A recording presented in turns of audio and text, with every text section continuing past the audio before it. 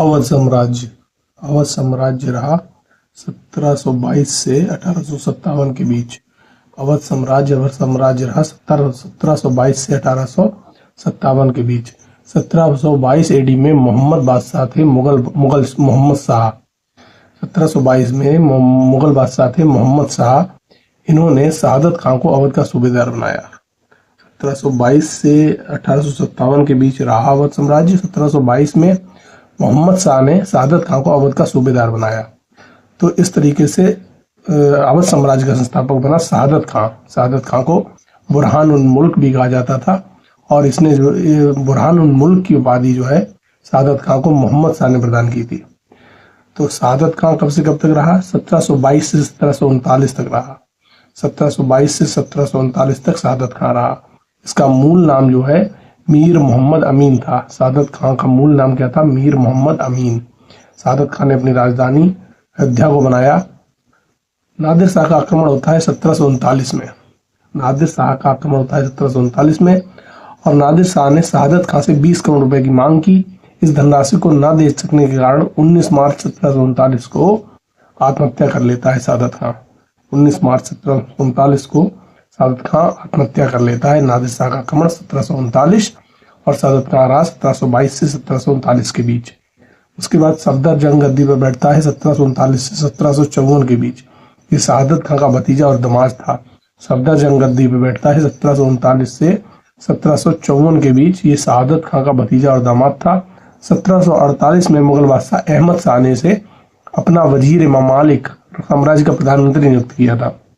1748 में मुगल बादशाह बने अहमद शाह। इन्होंने सफदर जंग को अपना वजीर ममालिक और साम्राज्य का प्रधानमंत्री नियुक्त किया था।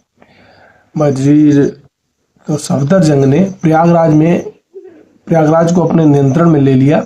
सफदर जंग ने प्रयागराज को अपने नियंत्रण में लिया, और इसकी मृत्यु 5 अक्टूबर 1754 को होती है। सफदर जंग की मृत्यु 5 अक्टूबर 1754 को होती है। 1739 से 1754 के बीच रहा, और शुरुआत में जो राजधानी क्या थी? अयोध्या। शहादत खां ने राजधानी की अयोध्या बनाई थी, और इसने अपनी राजधानी कहाँ पहुंचाई? इसने अपनी राजधानी फिरोजाबाद, अयोध्या फिरोजाबाद थी, और अवध क्या था? लखनऊ का एरिया।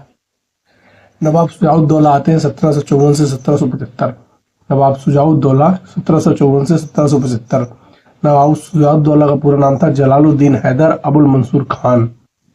मुगल बादशाह शाह आलम द्वितीय के प्रधानमंत्री थे नवाब शुजाउद्दौला। मुगल बादशाह शाह आलम द्वितीय के प्रधानमंत्री थे शुजाउद्दौला। पानीपत के तृतीय युद्ध में साम्राज्य की सुरक्षा के कारण अहमद शाह अब्दाली का साथ दिया था। इन्होंने पानीपत के तृतीय युद्ध में अपने साम्राज्य की सुरक्षा के कारण अहमद शाह अब्दाली का साथ दिया था। बक्सर का युद्ध होता है 1764 में। बक्सर का युद्ध 1764 में होता है। इसमें बंगाल के नवाब मीर कासिम, अवध के नवाब शुजाउद्दौला और मुगल बादशाह शाह आलम द्वितीय थे। इन्होंने शाह आलम द्वितीय ने अपनी राजधानी किसको बनाया था? प्रयागराज को। शाह आलम द्वितीय ने अपनी राजधानी प्रयागराज को बनाया था। तो बक्सर के 1764 में बंगाल के नवाब मीर कासिम, अवध के नवाब शुजाउद्दौला और मुगल बादशाह शाह आलम द्वितीय थे, और अंग्रेज सेनापति था हेक्टर मुनरो। जीत किसकी होती है? अंग्रेज सेनापति हेक्टर मुनरो की। फिर इलाहाबाद की संधि होती है, द्वितीय संधि 16 अगस्त 1765 को। इलाहाबाद की द्वितीय संधि होती है 16 अगस्त 1765 को। यह संधि अवध के नवाब शुजाउद्दौला रॉबर्ट क्लाइव के बीच हुई थी, और इसके अनुसार क्या हुआ? कड़ा और इलाहाबाद को छोड़कर अवध का शेष क्षेत्र नवाब को वापस कर दिया गया, और कड़ा और इलाहाबाद जो है मुगल बादशाह शाह आलम द्वितीय को प्रदान किया गया। नवाब द्वारा हर्जाने के रूप में 50 लाख रुपए देने की बात करी गई। कंपनी को अवध के क्षेत्र में मुक्त व्यापार करने के लिए भी कहा गया। अवध के नवाब के खर्च पर अवध की सुरक्षा के लिए अवध में एक अंग्रेजी सेना रखी जाएगी, ये भी संधि में बात हुई। और बनारस और गाजीपुर के क्षेत्र में की जागीरदार किसको बनाया गया? बलवंत सिंह को, जिनको जो है अंग्रेजों का संरक्षण प्रदान था। हालांकि यह अवध के नवाब के अधीन ही माना गया था। यह क्षेत्र जो है अवध के नवाब के अधीन ही माना गया था। इलाहाबाद की द्वितीय संधि कब होती है? 16 अगस्त 1765 को। बनारस की संधि 1773 में हुई थी। बनारस की संधि जो है 1773 में हुई, अवध के नवाब शुजाउद्दौला और वारेन हेस्टिंग्स के बीच में। तो इसमें क्या किया? नवाब ने प्रयागराज व कड़ा क्षेत्र जो कि शाह आलम द्वितीय को दे दिया गया था, जो कि मुगल बादशाह शाह आलम द्वितीय को मिल गया था, वो प्रयागराज व कड़ा का क्षेत्र 50 लाख रुपए में पुनः खरीद लिया और ब्रिटिश सेना को अवध में रहने की अनुमति दी। इसने नवाब सिराजुद्दौला और वारेन हेस्टिंग के बीच बनारस की संधि 1773। मीरानपुर कटरा का युद्ध होता है 23 अप्रैल 1774 को। मीरानपुर कटरा का युद्ध 23 अप्रैल 1774 को शाहजहांपुर में होता है। नवाब सिराजुद्दौला और अंग्रेजों की संयुक्त सेना ने रोहिला सरदार हाफिज रहमत खां को पराजित किया था और रोहिलखंड का जो क्षेत्र था उसको अपने साम्राज्य में मिला लिया था। मीरानपुर कटरा का युद्ध 23 अप्रैल 1774 शाहजहांपुर। नवाब सिराजुद्दौला और अंग्रेजों के कैप्टन थे कर्नल अलेक्जेंडर चैंपियन। इनको मिलके रोहिला सरदार हाफिज रहमत खां को जो है से युद्ध हुआ था। और नवाब सिराजुद्दौला ने अपने दरबार में ब्रिटिश राजदूत रखने की अनुमति प्रदान की थी। अब आती है बहू बेगम का मकबरा, जिसको पूरब का ताजमहल कहा जाता है। कहाँ है? अयोध्या में। तो इसका निर्माण किसकी याद में कराया गया था? महारानी उन्मुत्तजोर के नाम है। इनका बहू बेगम का असली नाम था महारानी उन्मुत्तजोर बेगम या बहू बेगम। ये नवाब सिराजुद्दौला की बेगम थी। इसका निर्माण बहू बेगम का मकबरा कराया था नवाब सिराजुद्दौला ने। बहू बेगम के मकबरा जो कि अयोध्या में है, इसको पूरब का ताजमहल भी कहा जाता है। नवाब सिराजुद्दौला की डेथ जो है 1775 में होती है। इनका भी मकबरा जो है अयोध्या में ही है। नवाब सिराजुद्दौला का मकबरा कहाँ है? अयोध्या में ही है। बहू बेगम के मकबरा के वास्तुकार कौन थे? दाख अली खान या दारा अली खान बहू बेगम मकबरा के वास्तुकार थे। उसके बाद आते हैं नवाब आसफुद्दौला 1775 से 1797। नवाब आसफुद्दौला 1775 से 1797 अयोध्या से लखनऊ स्थानांतरित करी इन्होंने राजधानी। नवाब आसफुद्दौला ने जो है राजधानी अयोध्या से लखनऊ स्थानांतरित करी। फैजाबाद या अयोध्या की संधि 1775 में नवाब आसफुद्दौला के समय होती है। फैजाबाद या अयोध्या की संधि 1775 में आसफुद्दौला और वारेन हेस्टिंग्स के बीच होती है। इसमें क्या होता है? अवध ने बनारस व उसके आसपास के क्षेत्रों की संप्रभुता जो है कंपनी को दे दी थी। इसके तहत फैजाबाद अयोध्या की संधि 1775 के समय अवध ने बनारस उसके आसपास क्षेत्र की सत्ती जो थी कंपनी के हाथ में दे दी थी।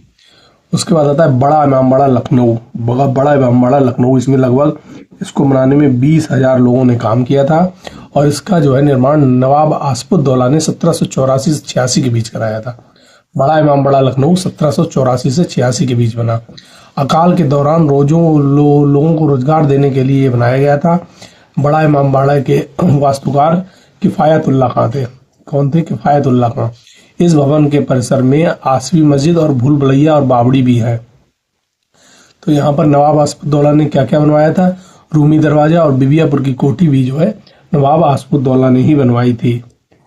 वजीर अली आते हैं उसके बाद 1797 से 1798 के बीच। वजीर अली रहे 1797 से 1798 के बीच। फिर आते हैं नवाब शहादत अली खान द्वितीय, जो 1798 से 1814 के बीच रहे। नवाब शहादत अली खान द्वितीय 1798 से 1814 के बीच रहे। इन्होंने बनारसी कोठी बनवाई, कोठी हयात बख्श बनवाई, कोठी नूर बख्श बनवाई। बनारसी कोठी, कोठी हयात बख्श, कोठी नूर बख्श। तो नवाब शहादत अली खान द्वितीय ने यामिनुद्दौला के नाम से शासन किया था। ये अवध के राजा इनको यामिनुद्दौला के नाम से शासन किया था और इन्होंने उपाधि धारण की थी शहादत अली खान द्वितीय ने अवध के राजा की। 1748 ईस्वी में अंग्रेजों को इलाहाबाद का किला दिया था नवाब शहादत अली खान द्वितीय ने।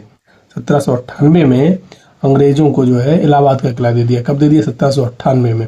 1801 में बिलेजली की सहायक संधि स्वीकार कर ली थी नवाब शहादत अली खान द्वितीय ने और इनके मित्र गौर उसली ने जो है दिलकुशा कोठी का निर्माण कराया था। तो वजीर अली रहा 1797 से 1798 के बीच। नवाब शहादत अली खान द्वितीय रहे 1798 से 1814 के बीच। 1798 ईस्वी में अंग्रेजों को इलाहाबाद का किला दे दिया शहादत अली खान ने और 1801 में बिलेजली की सहायक संधि स्वीकार कर ली शहादत अली खान द्वितीय ने। शहादत अली खान द्वितीय ने कोठी फरत बख्श भी बनाई थी। वो कोठी फरत बख्श को खरीदा था। किसको खरीदा? कोठी फरत बख्श को। उसके बाद गाजिउद्दीन हैदर खां 1814 से 1827। गाजिउद्दीन हैदर खां 1814 से 1827। नासिरुद्दीन हैदर खां 1827 से 1837। मोहम्मद अली शाह 1837 से 1842। अमजद अली शाह 1842 से 1847। गाजिउद्दीन हैदर खां 1814 से 1827 इसने छतर मंदिर का निर्माण शुरू कराया था और इसे छतर मंदिर को नासिरुद्दीन हैदर ने पूर्ण कराया। गाजिउद्दीन हैदर ने विलायती कोठी विलायती बाग कोठी का निर्माण कराया था। गाजिउद्दीन हैदर की पुस्तक थी होप कुलजम, जो अवध के प्रशासन के बारे में वर्णन करती है। नासिरुद्दीन हैदर ने जो है तारे वाली कोठी का निर्माण कराया था और 76 मंजिल का निर्माण पूर्ण कराया था। नासिरुद्दीन के एक प्रधानमंत्री थे रोशनुद्दौला, उन्होंने रोशनुद्दौला कोठी का निर्माण कराया था। उसके बाद आते हैं वाजिद अली शाह 1847 से 1856। वाजिद अली शाह 1847 से 1856। पीछे जाए, गाजिउद्दीन हैदर 1814 से 1827, नासिरुद्दीन हैदर 1827 से 1837, मोहम्मद अली शाह 1837 से 1842, अमजद अली शाह 1842 से 1847 और वाजिद अली शाह 1847 से 1856। ये अवध के अंतिम नवाब थे। कौन? वाजिद अली शाह। इनका पूरा नाम था अबुल मंसूर मिर्जा। वाजिद अली शाह रंगीला शाह के नाम से प्रसिद्ध थे। वाजिद अली शाह का पूरा नाम था अबुल मंसूर मिर्जा और ये रंगीला शाह के नाम से प्रसिद्ध थे। लखनऊ की तहजीब के असली वास्तुकार माने जाते हैं। दीवाने अख्तर में अली शाह द्वारा लिखी गई गजलों का संग्रह है। प्रसिद्ध ठुमरी बाबू मोरा नहर छूटो जाए इन्होंने तब लिखी थी जब इन्हें कलकत्ता निर्वासित कर दिया गया था। इंद्रप्रभा जैसे संगीतमय नाटकों की शुरुआत की जिसने भारतीय रंगमंच को प्रभावित किया। 1854 में कर्जन ने जेम्स आउटरम को लखनऊ का रेजिडेंट बनाया। 1854 में कर्नल जेम्स आउटरम को लखनऊ का रेजिडेंट बनाया गया और उसने क्या है अवध के प्रशासन की दुर्दशा के बारे में वर्णन किया। और जेम्स आउटरम की रिपोर्ट के आधार पर 1856 में अवध पर कुशासन का आरोप लगाकर ब्रिटिश साम्राज्य को मिला लिया गया डलहौजी के द्वारा। अवध के विलय के बाद जेम्स आउटरम अवध यानी लखनऊ का पहला चीफ कमिश्नर बनता है और वाजिद अली शाह को 12 लाख रुपए की पेंशन देकर कोलकाता भेज दिया गया। छोटा इमामबाड़ा का निर्माण किसने कराया था? वाजिद अली शाह ने। नहीं, छोटा इमामबाड़ा का निर्माण कराया था मोहम्मद अली शाह ने। छोटा इमामबाड़ा का निर्माण 1837 से 1842 के बीच हुआ था मोहम्मद अली शाह के शासनकाल में। छोटा इमामबाड़ा 1847 से 1842 मोहम्मद अली शाह के टाइम पे अवस्थित थी लखनऊ। छोटा इमामबाड़ा को हुसैनाबाद का इमामबाड़ा और या पैलेस ऑफ लाइट्स कहते हैं। छोटा इमामबाड़ा हुसैनाबाद इमामबाड़ा या पैलेस ऑफ लाइट्स कहते हैं। इसके बाहर अधूरा घंटाघर है जिसे सतखंडा कहा जाता है। रूमी दरवाजा लखनऊ 1784 में अवध के नवाब आसफुद्दौला ने बनाया था। रूमी दरवाजा 1784 में अवध के नवाब आसफुद्दौला ने बनाया था। इसको तुर्की गेटवे भी कहा जाता है। रूमी दरवाजा की ऊंचाई जो है 60 फीट है। रूमी दरवाजा की ऊंचाई 60। दिलकुशा कोठी निर्माण होता है इसका 19वीं शताब्दी में। नवाब शहादत अली खान के मित्र मेजर गौर उसली ने बनवाया था दिलकुशा कोठी को। दिलकुशा कोठी शिकारगाह और गर्मियों में आराम करने की थी। इसकी वास्तुकला इसमें यूरोपीय प्रभाव साफ दिखता है। इसको इंग्लैंड के सीटन डेलवल हॉल की नकल माना जाता है दिलकुशा कोठी को। 76 मंजिल का निर्माण नवाब गाजिउद्दीन हैदर ने शुरू करवाया था और नवाब नसीरुद्दीन हैदर ने इसको पूरा कराया था। इसके गुम्बद पर एक सुनहरा छतर है। यह गोमती नदी के किनारे स्थित है। 76 मंजिल। बीबियापुर की कोठी नवाब आसफुद्दौला ने निर्माण कराया। गोमती नदी के किनारे है। नवाब यहाँ अक्सर आकर शिकार खेलते थे और यहाँ नवाब शहादत अली खान की पोसी हुई थी। बीबियापुर की कोठी में नवाब शहादत अली खान की ताजपोशी हुई थी। तारे वाली कोठी नवाब नसीरुद्दीन हैदर ने खगोल विज्ञान में अपनी रुचि के कारण इसे एक राजकीय वेधशाला के रूप में बनवाया था। तारे वाली कोठी नवाब नसीरुद्दीन हैदर ने बनवाई थी। वर्तमान में जो है तारे वाली कोठी भारतीय स्टेट बैंक की मुख्य शाखा के रूप में कार्य करती है।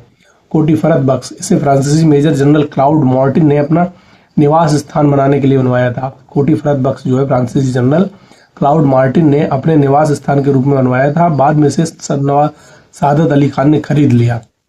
कोठी रोशनुद्दौला नवाब नसीरुद्दीन हैदर के प्रधानमंत्री रोशनुद्दौला ने बनवाया था और ये नवाबी काल में न्यायिक व्यवस्था की कचहरी के रूप में कार्य करती थी। कोठी रोशनुद्दौला जो है नवाबी काल में न्याय व्यवस्था की कचहरी के रूप में इस्तेमाल की जाती थी। कोठी हयात बख्श, यह कोठी उत्तर प्रदेश के राजभवन के रूप में जानी जाती है। निर्माण इसका जनरल क्लाउड मार्टिन के डिजाइन के आधार पर शहादत अली खान के समय में हुआ था। कोठी हयात बख्श जो है ये इस समय उत्तर प्रदेश के राजभवन के रूप में कार्य करती है। उसका निर्माण की डिजाइन जो है जनरल क्लाउड मार्टिन ने तैयार की थी और इसका निर्माण जो है अवध के नवाब शहादत अली खान के समय हुआ था। अब इसका नाम बदलकर जन्म भवन कर दिया गया है। कोठी नूरबख्श कोठी की बात करें तो इलाहाबाद निर्माण, इसका निर्माण सादत अली खान के समय में हुआ और आज यह कोठी वर्तमान लखनऊ के जिलाधिकारी के आधिकारिक निवास के रूप में रहती है। नूरबख्श कोठी जिलाधिकारी का निवास है लखनऊ के। मूसाबाग कोठी, ये लखनऊ के बाहरी क्षेत्र में स्थित है। ये कोठी अपनी इंडो यूरोपियन शैली के लिए प्रसिद्ध है। मूसाबाग कोठी लखनऊ के बाहरी क्षेत्र में स्थित है और ये इंडो यूरोपियन शैली के लिए प्रसिद्ध है। ऐतिहासिक तथ्य की बात करें तो 1857 के प्रथम स्वतंत्रता संग्राम के दौरान विद्रोहियों का एक प्रमुख केंद्र रहता था। कौन सा? मूसाबाग कोठी। विलायती कोठी की बात करें तो नवाब गाजिउद्दीन हैदर ने इसे अपनी यूरोपीय पत्नी के लिए बनवाया था, इसीलिए इसका नाम विलायती बाग कोठी पड़ा। यह गोमती नदी के किनारे है। गाजिउद्दीन हैदर ने बनवाई थी विलायती बाग कोठी। शाह नजफ कोठी, हालांकि यह मुख्य रूप से एक इमामबाड़ा है, लेकिन कोठियां नवाबी परिवार के धार्मिक और सामाजिक आयोजनों के लिए उपयोग की जाती थी। शाह नजफ कोठी जो है नवाबी परिवार के सामाजिक और धार्मिक आयोजनों के लिए उपयोग होती थी। बनारसी वाली कोठी नवाब शहादत अली खान के टाइम में बनी, ब्रिटिश रेजिडेंट के सहायकों के रहने के लिए कोठी थी। बाद में इसमें शाही मेहमान ठहरने लगे और इसकी सादगी और ऊंचे स्तंभ इसकी पहचान है। बनारसी वाली कोठी जो है ब्रिटिश रेजिडेंट के सहायकों के लिए रहने के लिए बनी थी, बाद में इसका उपयोग शाही मेहमानों के रहने के लिए चालू हो गया। कोठी सुल्तान इनायत, यह 76 मंजिल के परिसर में ही स्थित है। कोठी सुल्तान इनायत कहाँ है? 76 मंजिल के परिसर में स्थित है और इस कोठी का उपयोग शाही परिवार की महिलाएं करती थी। कैसर बाग का निर्माण किसने कराया था? बाजिद अली शाह ने। कैसर बाग का निर्माण बाजिद अली शाह। क्लाउड मार्टिन की विरासत है कॉन्स्टेंटिया। क्लाउड मार्टिन की विरासत क्या है? कॉन्स्टेंटिया। इसे आज ला मार्टिन कॉलेज के नाम से, मार्टिनियर कॉलेज के नाम से जाना जाता है और ये मेजर जनरल क्लाउड मार्टिन की निजी कोठी थी। ये दुनिया की उन चुनिंदा इमारतों में से एक है जिसे एक व्यक्ति के रहने के लिए बनाया गया था, लेकिन इसमें किले जैसी भव्यता थी। इसके तहखानों में क्लाउड मार्टिन की कब्र भी स्थित है। क्लाउड मार्टिन की विरासत क्या थी? कॉन्स्टेंटिया। अब इसमें क्या है? ला मार्टिन कॉलेज स्थित मार्टिनियर कॉलेज है और इसके तहखानों में क्लाउड मार्टिन की कब्र भी स्थित है। अवध के किस शासक को मुगल सम्राट का वजीर नियुक्त किया गया था? बाद में उन्हें नवाब वजीर कहा जाने लगा। सफदरजंग। लखनऊ में 76 मंजिल और कैसर बाग महल परिसर का निर्माण मुख्य रूप किसने? बाजिद अली शाह ने बनाया। अवध के इतिहास में वजीर अली को हटाकर अंग्रेजों ने किसे नवाब बनाया था, जिसके बदले आधा राज्य अंग्रेजों को दे दिया गया? शहादत अली खान द्वितीय। वजीर अली को हटाकर अंग्रेजों ने शहादत अली खान द्वितीय को नवाब बनाया और इसने आधा राज्य अंग्रेजों को दे दिया। इराक में नजफ तक पानी पहुंचाने के लिए नहर हिंदिया का निर्माण में भारी दान किसने दिया था? शुजाउद्दौला ने। इराक में नजफ तक पानी पहुंचाने के लिए नहर हिंदिया के निर्माण में भारी दान दिया था शुजाउद्दौला ने। फैजाबाद में गुलाबबाड़ी, जहां उनका मकबरा भी स्थित है, किसने निर्माण करा है? शुजाउद्दौला। शुजाउद्दौला का मकबरा कहाँ है? फैजाबाद की गुलाबबाड़ी में। अवध के नवाबों की सेना में तिलंगा क्या था? बंदूकधारी पैदल सैनिक थे तिलंगा में। अवध की बेगमों के साथ दुर्व्यवहार और उनके धन की जबरन वसूली करने के लिए गवर्नर जनरल पर इंग्लैंड में महाभियोग चला था, वो कौन था? Warren Hastings. 1819 में औपचारिक रूप से बादशाह यानी किंग की उपाधि धारण की और मुगल सम्राट से संबंध तोड़ा था गाजिउद्दीन हैदर ने। 1819 में औपचारिक रूप से बादशाह की उपाधि धारण की और मुगल सम्राट से संबंध तोड़ा तो वह है गाजिउद्दीन हैदर। रोहिलखंड की बात करें तो रोहिला शब्द पश्तून अफगानों के लिए प्रयोग किया जाता था। रोहिलखंड की स्थापना अफगान सरदार व उनके पुत्र अली मोहम्मद खान ने करी थी। कौन? 1721 से 1739 के मध्य। रोहिलखंड की स्थापना अफगान सरदार व उनके पुत्र अली मोहम्मद खान ने करी थी 1721 से 1739 के मध्य। पहले राजधानी रोहिलखंड की बरेली हुआ करती थी और बाद में आंवला जो कि बरेली में है वो उसको राजधानी बनाया गया। तो बरेली राजधानी हुई थी। 18वीं सदी में बड़ी संख्या में अफगान आकर कहाँ बस गए थे? रोहिलखंड के एरिया में। मीरानपुर कटरा का युद्ध कहाँ हुआ था? शाहजहांपुर में। सरदार हाफिज रहमत खां की बात करें तो बंगस प्रमुख कायम खां को पराजित कर गंगा नदी के पूर्वी और पश्चिमी तटों पर अधिकार किया था। सरदार हाफिज रहमत खां जो कि कहाँ का था? सरदार हाफिज रहमत खां अफगान सरदार था। इसने जो है बंगस क्या था? फर्रुखाबाद का एरिया। बंगस प्रमुख कायम खां को हराकर और गंगा नदी के पूर्वी तथा पश्चिम तटों पर अधिकार कर लिया था। फिर मीरानपुर कटरा का युद्ध होता है 1774 में। 1774 से 1800 तक यह क्षेत्र अवध के नवाबों द्वारा शासित रहा। कौन सा? रोहिलखंड जो है 1774 से 1800 तक जो है अवध के नवाबों द्वारा शासित रहा। अवध के नवाब फिर शहादत अली खान द्वितीय ने 1801 में रोहिलखंड को ईस्ट इंडिया को सौंप दिया। अवध के नवाब शहादत अली खान द्वितीय ने 1801 ईस्वी में रोहिलखंड के क्षेत्र को ईस्ट इंडिया को सौंप दिया। फिर अब आती है 1857 की क्रांति। 29 मार्च 1857 को बैरकपुर छावनी मुर्शिदाबाद के समीप 34वीं नेटिव रेजिमेंट के सिपाही मंगल पांडे ने चर्बी युक्त कारतूसों के प्रयोग से इनकार कर दिया तथा अंग्रेज अधिकारी सार्जेंट ह्यूरसन और लेफ्टिनेंट बांको की गोली मारकर हत्या कर दी। कब? 29 मार्च 1857 को बैरकपुर छावनी मुर्शिदाबाद के पास 34वीं नेटिव इन्फेंट्री के सिपाही थे और सार्जेंट ह्यूरसन और लेफ्टिनेंट बाग को मार दिया। मंगल पांडे को फांसी होती है 8 अप्रैल 1857 को। मंगल पांडे को फांसी कब होती है? 8 अप्रैल 1857 को। मंगल पांडे का जन्म 19 जुलाई 1827 को नगवा बलिया में हुआ था। मंगल पांडे जी का जन्म 19 जुलाई 1827 को नगवा बलिया में हुआ था और 1857 की क्रांति की शुरुआत 10 मई 1857 को ही मेरठ से हो जाती है। 1857 की क्रांति की शुरुआत 10 मई 1857 को मेरठ से हो जाती है और ये क्रांति लखनऊ पहुंचती है 4 जून 1857 को। लखनऊ पहुंची क्रांति 4 जून 1857 को। तब नेतृत्व कर रही थी बेगम हजरत महल और उनके पुत्र बिरजिस कादिर। बेगम हजरत महल के बचपन का नाम था महक परी और लखनऊ के इस क्रांति को दमन करने के लिए कॉलिन कैंपबेल को भेजा गया था। विद्रोह के समय अवध का चीफ गवर्नर था हेनरी लॉरेंस। विद्रोह के समय अवध का चीफ गवर्नर कौन था? Henry Lawrence. और लखनऊ घेराबंदी के दौरान हेनरी लॉरेंस मारा गया। चिन्हट या लखनऊ की लड़ाई होती है 30 जून 1857 को। चिन्हट या लखनऊ की लड़ाई होती है 30 जून 1857 को। इसमें अवध के शासकों ने मोहम्मद अब्दुल्ला शाह के नेतृत्व में ब्रिटिश सेना को पराजित कर दिया था। चिन्हट की लड़ाई में मोहम्मद अब्दुल्ला के नेतृत्व में ब्रिटिश सेना को पराजित किया था अवध के शासकों ने। अब इस अवध के जो है अवध या लखनऊ के क्षेत्र में विद्रोह के समय कौन कौन मारे गए थे? ब्रिटिश अधिकारी हेनरी लॉरेंस मारा गया था, हैवलॉक मारा गया था, जनरल नील इन्होंने अपना जीवन खोया था। कौन कौन? हेनरी लॉरेंस, हैवलॉक, जनरल नील और ये हेनरी लॉरेंस तो यहाँ पे मेंशन है ही। राजा देवी बख्श सिंह जो गोंडा रियासत के राजा थे और राजा बेणी माधव जो बेसवारा के महान तालुकदार थे, इन राजाओं ने 1857 की क्रांति में अवध का साथ दिया था। कौन? राजा देवी बख्श सिंह और राजा बेणी माधव। बेसवारा क्षेत्र की बात करें तो उन्नाव, रायबरेली और बाराबंकी के थोड़े थोड़े क्षेत्रों को मिलाकर बेसवारा क्षेत्र बना था। 21 मार्च 1858 को कॉलिन कैंपबेल ने जंग बहादुर के नेतृत्व में गोरखा रेजिमेंट की सहायता से लखनऊ पुनः जीत लिया। 21 मार्च 1858 को कॉलिन कैंपबेल ने जंग बहादुर के नेतृत्व में गोरखा रेजिमेंट की सहायता से लखनऊ को पुनः जीत लिया। बेगम हजरत महल नेपाल चली गई और गुमनामी की जिंदगी में मर गई। 1857 के संघर्ष में भाग लेने वाले सर्वाधिक विद्रोहियों की संख्या अवध से ही थी। कानपुर में 5 जून 1857 को पहुंचती है क्रांति। 4 जून को लखनऊ और 5 जून 1857 को कानपुर। नेतृत्व करता थे नाना साहब, तात्या टोपे, अजीमुल्ला जो है नाना साहब के राजनीतिक सलाहकार थे।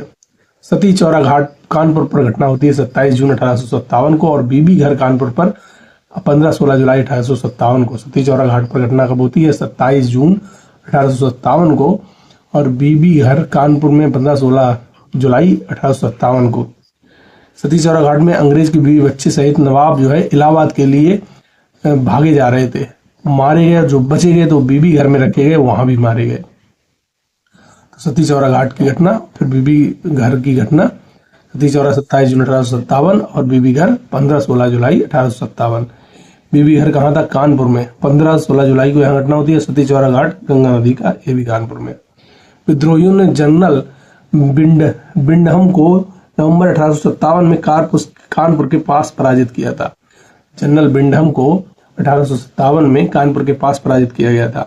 बिठूर का किला और उसका विनाश की बात करें तो बिठूर का किला नाना साहब का निवास स्थान था और सती चौरा घटना के बाद अंग्रेजों ने इसे तोप से उड़ा दिया और इसी किले में नाना साहब की दत्तक पुत्री मैना देवी रहती थी, जिसको अंग्रेजों ने जिंदा जला दिया था। कानपुर का कमांडर अफसर था सर ह्यूज व्हीलर। कानपुर का कमांडिंग अफसर कौन था? Sir huge wheeler. ये जो है ह्यूज व्हीलर 27 जून 1857 को विद्रोहियों से लड़ता हुआ मारा गया। कानपुर का कमांडर अफसर था सर ह्यूज व्हीलर। ये 27 जून 1857 को क्रांतिकारियों से लड़ता हुआ मारा जाता है। 6 दिसंबर 1857 को कॉलिन कैम्पबेल ने कानपुर पर हथियार कर लिया और नाना साहब भी पराजित होकर नेपाल चले गए। 6 दिसंबर 1857 को कॉलिन कैम्पबेल जो है कानपुर पर हथियार कर लेता है और नाना साहब भी पराजित होकर नेपाल चले जाते हैं। अब 1857 की क्रांति के नायकों की बात करें तो तात्या टोपे का नाम आता है, जिनका नाम वास्तविक नाम था रामचंद्र पांडुरंग येवलकर। तात्या टोपे नाना साहब के वफादार सेनापति थे। कानपुर के पतन के बाद ये झांसी की रानी लक्ष्मीबाई के साथ ग्वालियर क्रांतिकारियों का भी नेतृत्व किया। तात्या टोपे छापा मार युद्ध के विशेषज्ञ माने जाते थे। तात्या टोपे को उनके करीबी मित्र नरवर के राजा मान सिंह ने अंग्रेजों के साथ मिलकर धोखा दिया था। नरवर के राजा थे राजा मान सिंह, उन्होंने धोखा दिया था टोपे साहब को। और जब तात्या टोपे पाड़ाउन के जंगलों में सो रहे थे तब मान सिंह की सूचना पर अंग्रेजों ने उन्हें गिरफ्तार कर लिया। तात्या टोपे पाड़ाउन के जंगलों में सो रहे थे तो मान सिंह की सूचना पर अंग्रेजों ने उन्हें गिरफ्तार कर लिया। फांसी होती है तात्या टोपे जी को 18 अप्रैल 1859 को शिवपुरी मध्य प्रदेश में। तात्या टोपे को फांसी 18 अप्रैल 1859 को शिवपुरी मध्य प्रदेश में। 1857 के स्वतंत्रता संग्राम ने किस योद्धा को इटली का गेरीबाल्डी की उपमा दी जाती थी, तो वो तात्या टोपे है। 1857 के स्वतंत्रता संग्राम में टोपे साहब को इटली का गेरीबाल्डी की उपमा दी गई है। बख्त खान का जन्म बिजनौर उत्तर प्रदेश के एक रोहिल्ला मुस्लिम परिवार में हुआ था। विद्रोह यानी क्रांति से पहले उन्होंने ब्रिटिश ईस्ट इंडिया कंपनी को 40 वर्षों तक सेवा दी थी। बख्त खान बरेली से अपनी एक बड़ी सेना और खजाने के साथ 2 जुलाई 1857 को दिल्ली पहुंचते हैं। बख्त खान पहले जो ब्रिटिश ईस्ट इंडिया में 40 वर्षों तक सेवा दी थी इन्होंने। ये बरेली से जो एक बड़ी सेना और खजाना लेकर 2 जुलाई 1857 को दिल्ली पहुंचते हैं। उनकी सैन्य क्षमता और पैसे को देखते हुए बहादुर शाह जफर ने उन्हें अपनी सेना का प्रधान सेनापति नियुक्त किया था और साहब आलम बहादुर की उपाधि दी थी। बख्त खान को बहादुर शाह जफर ने साहब आलम बहादुर की उपाधि से नवाजा था। जोधा सिंह गठैया महान सेनानी थे, कानपुर और फतेहपुर के क्षेत्र के। वे एक कुशल रणनीतिकार थे। 52 इमली शहीद स्थल में जो है जोधा गठैया को भी फांसी दी गई थी।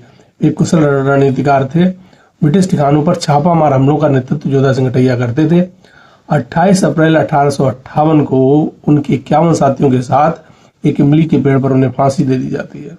जोधा सिंह गठैया को 28 अप्रैल 1858 को उनके 51 साथियों के साथ इमली के पेड़ पर फांसी दे दी जाती है। फैजाबाद से नेतृत्व कर रहे थे मौलवी अब्दुल्ला, जिनको फौलादी शेर कहा जाता था। फैजाबाद यानी अयोध्या से नेतृत्व कर रहे थे मौलवी अहमदुल्ला, जिनको फौलादी शेर कहा जाता था। इनको सिकंदर शाह और डंगा शाह के उपनामों से जाना जाता था। अंग्रेजों के विरुद्ध जिहाद का नारा दिया था मोहम्मद मौलवी अहमदुल्ला ने। अंग्रेजों ने मौलवी अहमदुल्ला पर 50,000 का इनाम रखा था। 5 जून 1857 को रोहिलखंड की सीमा पर पोवाया के राजा जगन्नाथ ने इनकी गोली मारकर हत्या कर दी थी। मौलवी अहमदुल्ला की 5 जून 1857 ईस्वी में रोहिलखंड की सीमा पर पोवाया के राजा थे जगन्नाथ, उन्होंने इनकी गोली मारकर हत्या कर दी थी। जगदीशपुर बिहार से नेतृत्व करते थे बाबू कुंवर सिंह और अतरौली के युद्ध, जो कि अतरौली कहाँ आजमगढ़ में पड़ता था। मार्च 1858 में बाबू कुंवर सिंह ने अंग्रेज कर्नल मिलमैन को पराजित किया था। बाबू कुंवर सिंह जगदीशपुर बिहार से 57 की क्रांति का नेतृत्व कर रहे थे। तो उन्होंने अतरौली के युद्ध में कर्नल मिलमैन को पराजित किया था। अतरौली का युद्ध मार्च 1858 में होता है। अतरौली आज के आजमगढ़ के क्षेत्र में पड़ता है। रानी लक्ष्मीबाई का जन्म 19 नवंबर 1828 को वाराणसी के बधैनी नगर में हुआ था। रानी लक्ष्मीबाई का जन्म 19 नवंबर 1828 को वाराणसी के बधैनी नगर में हुआ था। बचपन का नाम मणिकर्णिका तांबे, प्यार से मनु कहा जाता था। पिता मोरोपंत तांबे, माता भागीरथी बाई। पिता बिठूर के पेशवा बाजीराव द्वितीय के आश्रित थे। पेशवा उन्हें छबीली कहकर पुकारते थे। 1842 में महारानी लक्ष्मीबाई का विवाह झांसी के राजा गंगाधर राव नेवालकर के साथ हुआ था, तब इनका नाम लक्ष्मीबाई पड़ा। 1842 में झांसी की रानी का विवाह गंगाधर राव नेवालकर के साथ हुआ था, तब इनका नाम लक्ष्मीबाई पड़ा। 1851 में उनको पुत्र जन्म होता है, जिसकी 4 महीने में मृत्यु हो जाती है। 1851 में पुत्र प्राप्ति होती है, जिनकी 4 महीने में मृत्यु हो जाती है। और राजा के निधन राजा का निधन होता है 1853 में, और उससे पहले एक बालक को गोद लेती हैं जिनका नाम दामोदर राव रखता है। हड़प नीति के तहत डलहौजी दामोदर राव को उत्तराधिकारी मानने से इनकार कर देता है। रानी संकल्प लेती हैं और अंग्रेज अफसर मेजर एलिस ने जब किला खाली करने का आदेश दिया तो लक्ष्मीबाई ने ऐतिहासिक शब्द बोले, मैं अपनी झांसी नहीं दूंगी। तब किला खाली करने का आदेश किसने दिया था? मेजर एलिस ने। झांसी का किला, इसका निर्माण 1613 ईस्वी में उड़ीसा के बुंदेला राजा वीर सिंह जूदेव द्वारा कराया गया था। झांसी के किले का निर्माण 1613 ईस्वी में उड़ीसा के राजा वीर सिंह जूदेव के द्वारा कराया गया था। बंगीरा नामक पहाड़ी पर स्थित है झांसी का किला। यह 1857 के प्रथम स्वतंत्रता संग्राम का मुख्य केंद्र था। प्रमुख आकर्षण की बात करें तो झांसी के किले में कड़क बिजली तोप है, पंचमहल है, गणेश और शिव का मंदिर है और कूदने का स्थान है। कड़क बिजली तोप, पंचमहल, गणेश शिव मंदिर, कूदने का स्थान। कड़क बिजली तोप जो है गुलाम गौस खान द्वारा चलाई जाती थी। पंचमहल 5 मंजिला इमारत है जहां रानी लक्ष्मीबाई और राजा गंगाधर राव रहते थे।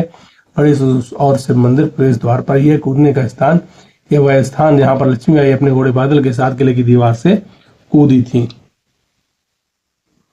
बरुआ सागर की बात करें तो बरुआ सागर का किला निर्माण ओरछा के राजा उदित सिंह ने 1705 से 1707 ईस्वी के बीच कराया था।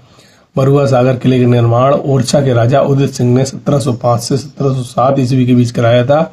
यह किला एक विशाल नदी या झील बरुआ सागर ताल के किनारे स्थित है। बुंदेला स्थापत्य कला का उत्कृष्ट उदाहरण है बरुआ सागर का किला। झलकारी बाई झांसी की बात करें, यह दुर्गा दल की लक्ष्मीबाई की सेना थी। उसमें दुर्गा दल की सेनापति थी झलकारी बाई, जो कि कोरी समाज से आती थी। इनकी शक्ल रानी लक्ष्मीबाई से मिलती थी। खुद को रानी बताकर इन्होंने ब्रिटिश सेना को काफी देर उलझाए रखा था और उन्होंने अंतिम सांस अंग्रेजों से लोहा लेते हुए झांसी की रक्षा में शहीद हो गई। उदा देवी पासी लखनऊ की थी। लखनऊ के सिकंदर बाग के युद्ध में, सिकंदर बाग का युद्ध कब हुआ था? 16 नवंबर 1857 को। सिकंदर बाग का युद्ध लखनऊ में कब हुआ था? 16 नवंबर 1857 को। तो इसमें उदा देवी के नाम स्वर्ण अक्षरों में लिखा है। पुरुषों के कपड़े पहनकर ये एक ऊंचे पीपल पर चढ़ गई थी और उन्होंने बंदूक से 36 अंग्रेजों को मौत के घाट उतार दिया था। उनकी बहादुरी देखकर जनरल कैंपबेल ने अपनी टोपी उतारकर उनको सम्मान दिया था। उदा देवी पासी लखनऊ। महावीरी देवी मुजफ्फरनगर जिले के मुंडवर गांव की रहने वाली थी। महावीरी देवी मुजफ्फरनगर जिले के मुंडवर गांव की रहने वाली थी। महावीरी देवी एक भीषण संघर्ष के दौरान 22 अन्य महिलाओं के साथ इन्होंने मातृभूमि की रक्षा करते हुए शहीद हो गई थी। 1857 की क्रांति की वीरांगना थी और सर पर महिला प्रथा का विरोध का प्रतीक है महावीरी देवी। अजीजन बाई कानपुर में नर्तकी थी। अजीजन बाई जो है कानपुर की नर्तकी थी। उन्होंने मल्लाओं और दलित समुदाय के क्रांतिकारियों के साथ मिलकर अंग्रेजों के खिलाफ जासूसी की थी। आशा देवी मेरठ या मुजफ्फरनगर से संबंध रखती थी। आशा देवी का संबंध पश्चिमी उत्तर प्रदेश से था। उन्होंने मेरठ और उसके आसपास के क्षेत्रों में सक्रिय रूप से विद्रोहियों का नेतृत्व किया। 1857 के शुरुआती विद्रोह के दौरान उन्होंने सामान्य महिलाओं और किसानों को संगठित किया और उन्होंने न केवल रसद पहुंचाने का काम किया बल्कि हथियारों के साथ सीधे संघर्ष में भी उतरी। आशा देवी सहादरा बाई बुंदेलखंड से संबंध रखती हैं। झांसी और उसके आसपास के क्षेत्रों में झलकारी बाई के साथ साथ सहादरा बाई का नाम भी काफी सम्मान से लिया जाता है। माता दीन भंगी मेरठ की क्रांति की अलग जगाने वाले नायकों में माता दीन भंगी का नाम सबसे ऊपर है। वे मेरठ की कारतूस फैक्ट्री में काम करते थे। उन्होंने ही मंगल पांडे को बताया था कि नए कारतूस में गाय और सूअर की चर्बी का इस्तेमाल हुआ है।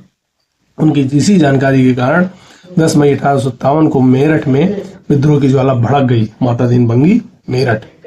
बांके चमार जौनपुर 1857 के प्रमुख प्रखर बागी थे बांके चमार जी।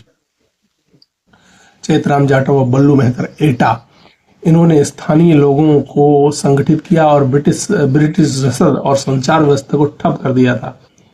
एक पेड़ से बांधकर सरेआम फांसी दे दी गई ताकि जनता में खौफ पैदा किया जा सके। चैतराम जाटव, बल्लू मेहतर एटा। वीरा पासी रायबरेली। ऊंचा हार रायबरेली के राजा वेणी माधव सिंह की अंगरक्षक थे वीरा पासी। ऊंचा हार रायबरेली के राजा थे वेणी माधव सिंह के अंगरक्षक थे वीरा पासी। जब अंग्रेज ने राजा वेणी माधव को घेर लिया तब वीरा पासी ने अकेले ही अंग्रेजों की घेराबंदी तोड़कर राजा को सुरक्षित बाहर निकाला था। फिर रात के अंधेरे में अंग्रेजों के कैंपों में घुसकर उनके हथियार लूट लेते थे। कौन? वीरापासी रायबरेली। गुरिल्ला वार यानी छापामार युद्ध में एक्सपर्ट थे वीरापासी। प्रयागराज से नेतृत्व कर रहे थे लियाकत अली। प्रयागराज में पहुंचा 6 जून 1857 को। 4 जून लखनऊ, 5 जून कानपुर, 6 जून 1857 को प्रयागराज। नेतृत्व करता लियाकत अली। मुख्यालय इन्होंने बनाया था खुसरो बाग प्रयागराज को। झांसी 4 जून 1857। रानी लक्ष्मीबाई। दमन करता, झांसी का दमन करता कौन था? ह्यू रोज। 20 मार्च 1858 को झांसी को घेर लिया था। 20 मार्च 1858 को झांसी को घेर लिया था ह्यू रोज ने। अंतिम युद्ध और शहादत 18 जून 1858 को ग्वालियर के पास कोटा की सराय में। अंतिम युद्ध और शहादत लक्ष्मीबाई जी की 18 जून 1858 को ग्वालियर के पास कोटा की सराय में होता है। मेरठ से नेतृत्व कदम सिंह, मथुरा से देवी सिंह। मेरठ, मथुरा, कदम सिंह, देवी सिंह। गोरखपुर से गजाधर सिंह। बड़ौद परगना से शाहमल और बरेली से खान बहादुर खान नेतृत्व कर रहे थे। कैनिंग के आपातकालीन मुख्यालय कौन थे? प्रयागराज। और तोपखाने का मुख्यालय था मेरठ। कैनिंग का आपातकालीन मुख्यालय था प्रयागराज और तोपखाने का मुख्यालय कौन था? मेरठ। अब एक बात करें, अब इनके 1857 के नायकों की ट्रिक देखेंगे।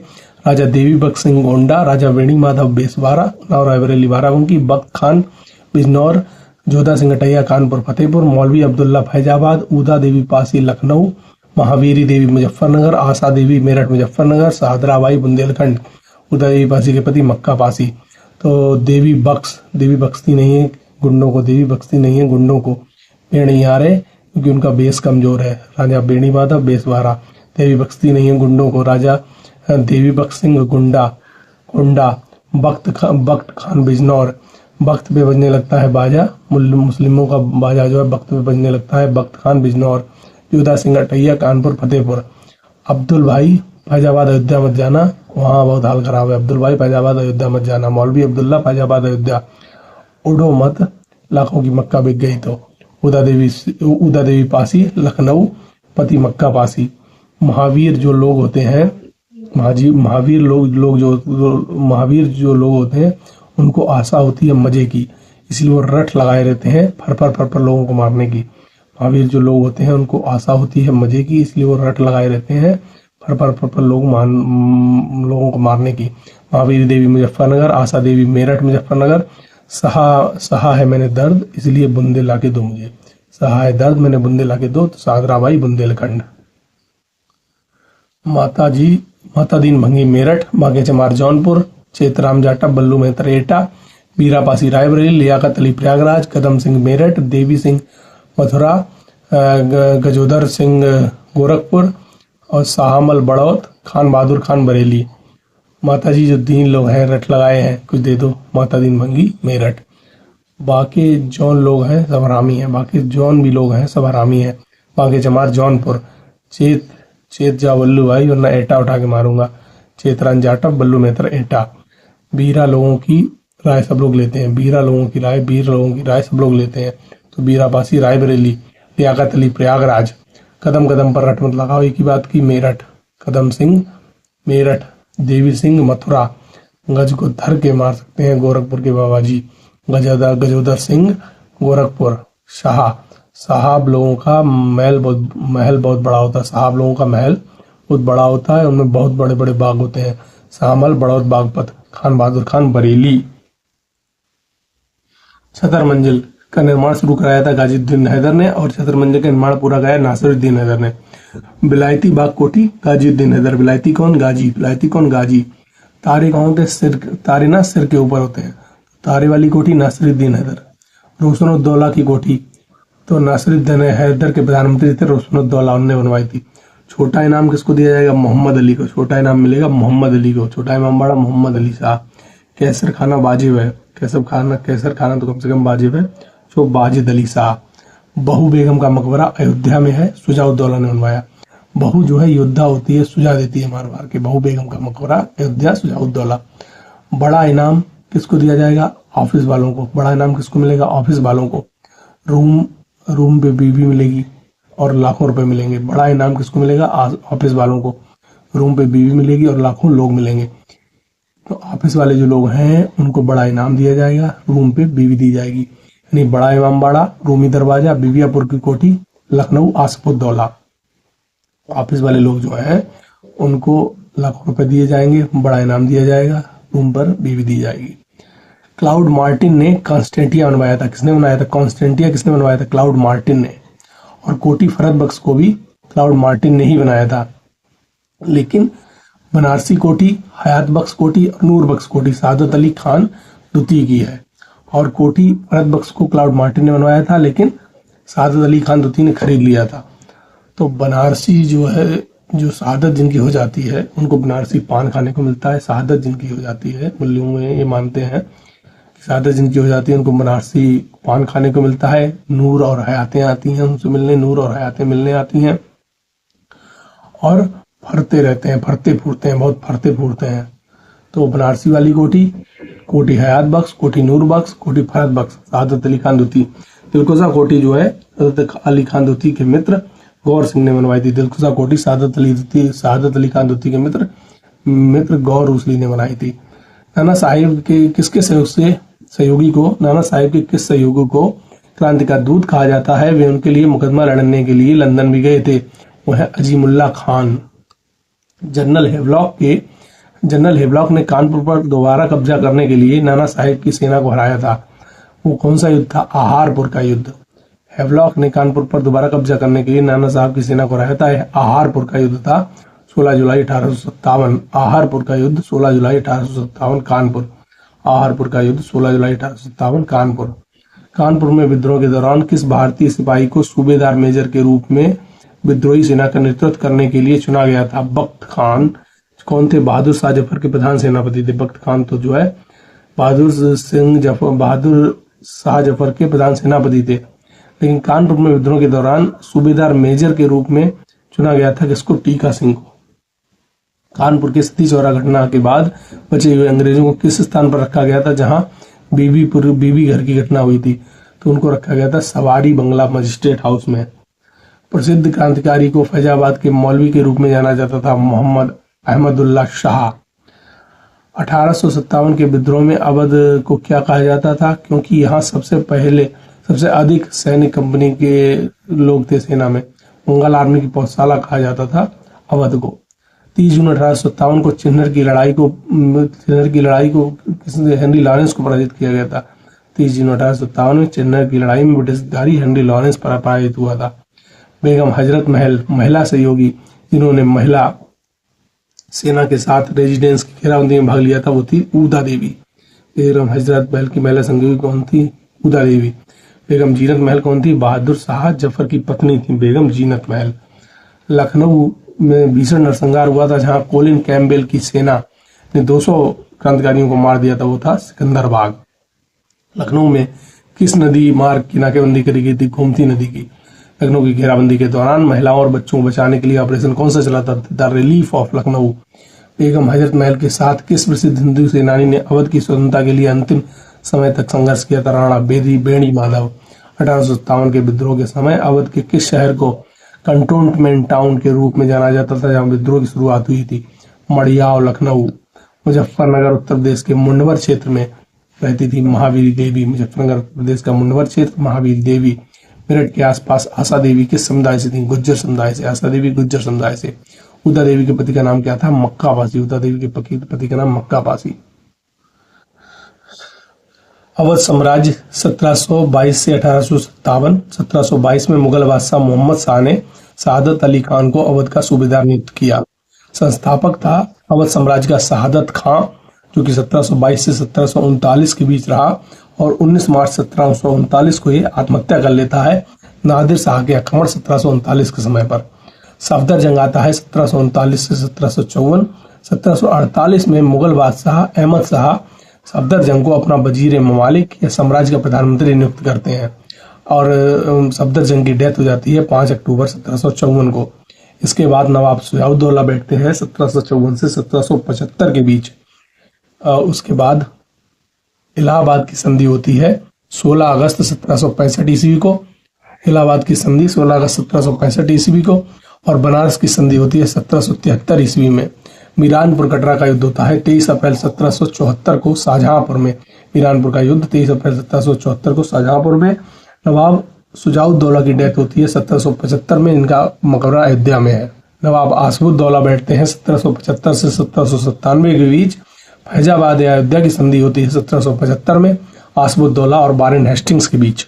बड़ा इमाम बाड़ा लखनऊ का निर्माण 1784 से 86 के बीच हुआ था। वजीर अली शाह आते हैं 1797 से 1798 के बीच।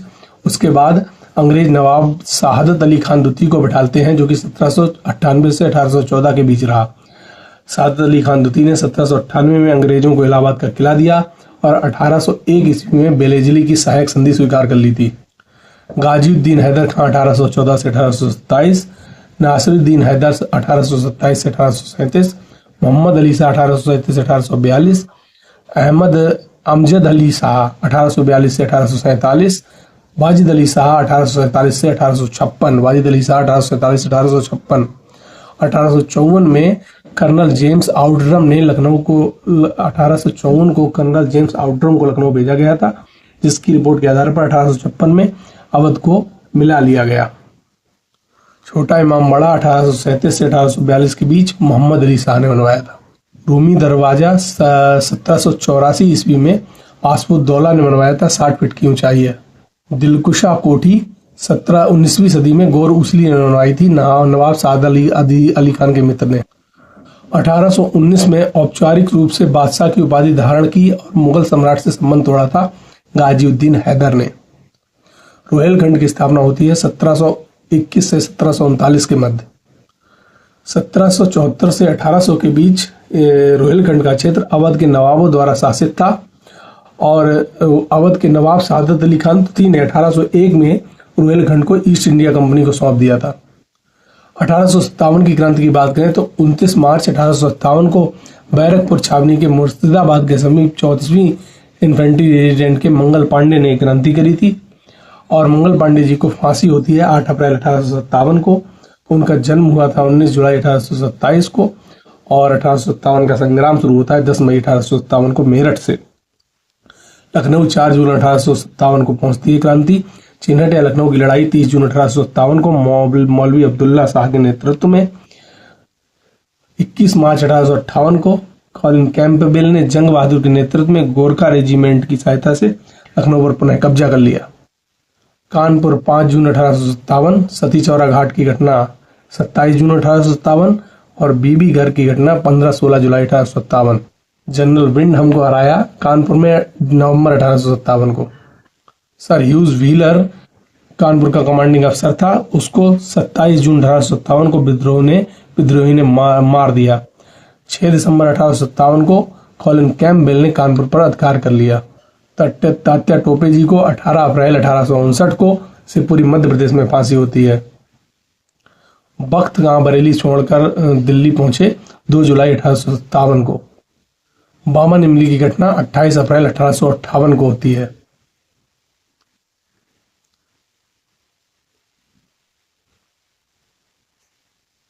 मौलवी 5 जून 1857 को रोहिलखंड की सीमा पर पोया के राजा जगन्नाथ ने मौलवी अहमदुल्ला की हत्या कर दी थी। अतरौली का युद्ध होता है मार्च 1858 को बाबू कुंवर सिंह और कर्नल मिलमैन के बीच। लक्ष्मीबाई का जन्म 19 नवंबर 1828 को वाराणसी के भदैनी क्षेत्र में। उनका विवाह 1842 ईस्वी में, उनके पुत्र का जन्म 1851 ईस्वी में और राजा गंगाधर राव का निधन 1853 ईस्वी में। झांसी के किले का निशान निर्माण 1613 ईस्वी में मंदिर राजा जूदेव ने करवाया था। बरुआ सागर किला के निर्माण 1705 से 1707 ईस्वी में उदित सिंह ने करवाया था। उदा देवी सिकंदरबाग का युद्ध हुआ था 16 नवंबर 1857 को। सिकंदरबाग का युद्ध 16 नवंबर 1857। प्रयागराज क्रांति पहुंची 6 जून 1857 को। अंतिम युद्ध लक्ष्मीबाई जी का शहादत होती है 18 जून 1858 को। आहारपुर का युद्ध 16 जुलाई 1857 को। हैवलॉक ने कानपुर पर दोबारा कब्जा किया। आहारपुर का युद्ध 16 जुलाई 1857। अवध साम्राज्य की बात करें तो 1722 से 1857 के बीच रहा अवध साम्राज्य। 1722 से 1857 के बीच 1722 में सादत खान सूबेदार बनता है सआदत खान रहा गद्दी पर 1722 से 1739। सआदत खान 1722 से 1739। सफदरजंग आता है जो 1739 से 1754। सफदरजंग 1739 से 1754। फिर शुजाउद्दौला आते हैं 1754 से 1775। शुजाउद्दौला 1754 से 1775। आसिफउद्दौला 1775 से 1797। आसिफउद्दौला 1775 से 1797। वजीर अली बनाया जाता है 1797 से 1798। वजीर अली 1797 से 98। शहादत अली खान सेकंड 1798 से 1814। शहादत अली खान सेकंड 1798 से 1814। गाजिउद्दीन हैदर 1814 से 1827। गाजिउद्दीन हैदर 1814 से 1827। नासिरुद्दीन 1827 से 1837। नासिरुद्दीन हैदर 1827 से 1837। मोहम्मद अली शाह 1837 से 1842। मोहम्मद अली शाह 1837 से 1842। अमजद अली शाह 1842 से 1847। अमजद अली शाह 1842 से 1847। वाजिद अली शाह 1847 से 1856। सफर से सूझा हुआ हाफिज गया वजीर तब शहादत हुई उसकी गाजी में। सफर से सूझा हुआ हाफिज गया वजीर तब शहादत हुई उसकी गाजी में।